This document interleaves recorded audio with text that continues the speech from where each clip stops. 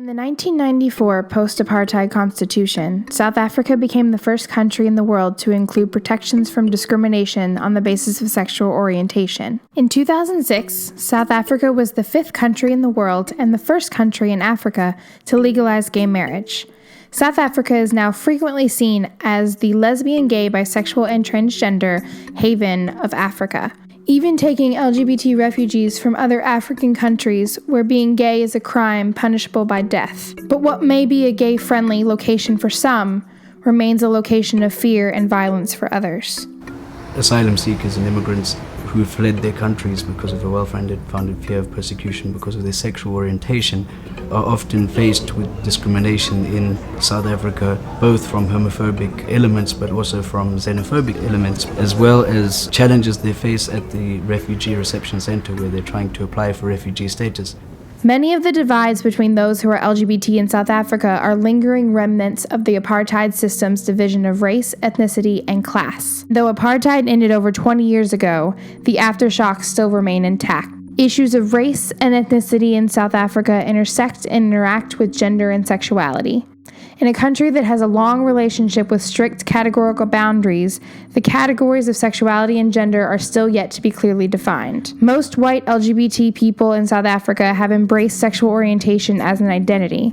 Colored and black communities tend to have a more varied and layered opinion on the meaning and status of LGBT identity categories and how they can be navigated. Though there are many parts of gay culture that have blossomed since the addition of sexual orientation to the Constitution, many discussions of LGBT culture in South Africa reference a crucial question that continuously reappears at the intersection of race, ethnicity, and then sexuality and gender identity.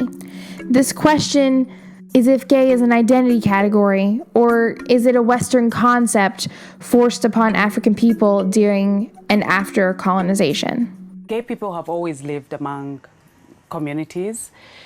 Everyone, in the village would know that so-and-so, sleeps with another man, but they were not vilified.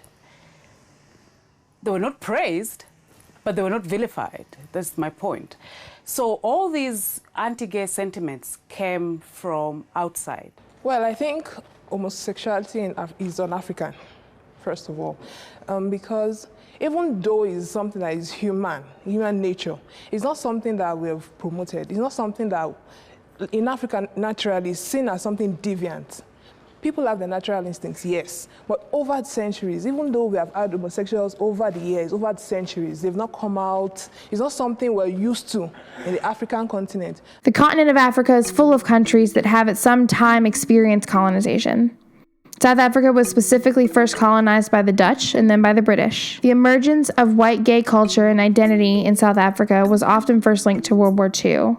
South Africa's trajectory in this case is similar to the rise of LGBT identity and community during and after World War II in the United States. One of the main concerns of the colonizers was the preservation of racial purity.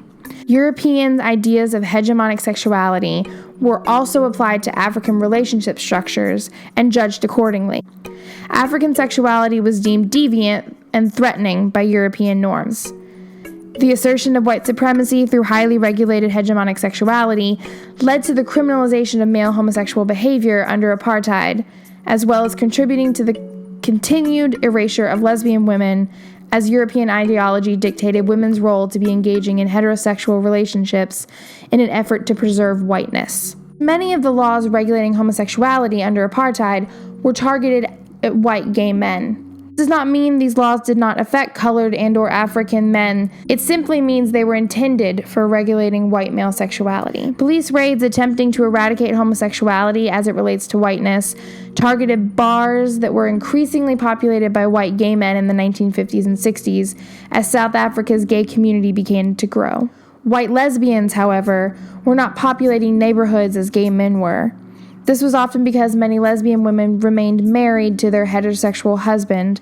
It wasn't until the 1970s and 80s that gay and lesbian organizing in a more political manner began to take hold. The issue is that the separateness of apartheid created a situation where most white gay people had never even met a black gay person. Gay communities and identity for black and colored South Africans has always followed a different trajectory than that of white gay men in South Africa. District 6 in Cape Town is the perfect example of the differences of culture and community. Participants in the District 6 gay community were mostly working class, and their bonding point was not simply their sexuality, but drag. From the 1950s to the 1970s, drag was a special event and a way of finding community outside of white gay communities. After apartheid, the drags became much more of a public entertainment spectacle, similar to drag shows in the United States.